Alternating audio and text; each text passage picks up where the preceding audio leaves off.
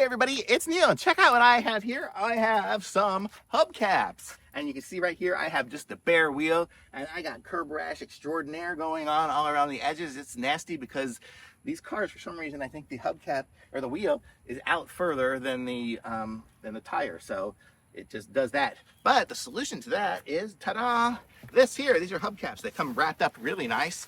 And it looks like this. So this is what it looks like here. And I actually have one that I already kind of assembled that I was playing around with it here a second ago. And I'll show you it, and I'll show you why.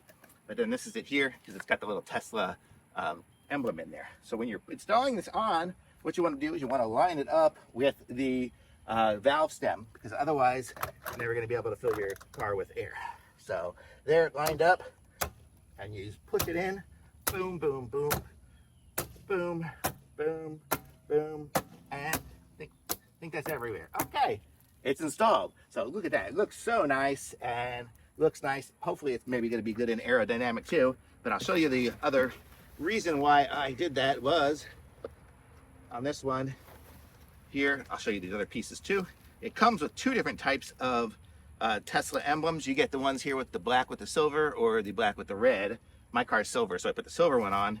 And so you get the wheel, see it comes without it, and you can pick which one you want to stick on there by just peeling off the little VHB tape on the back and putting it on.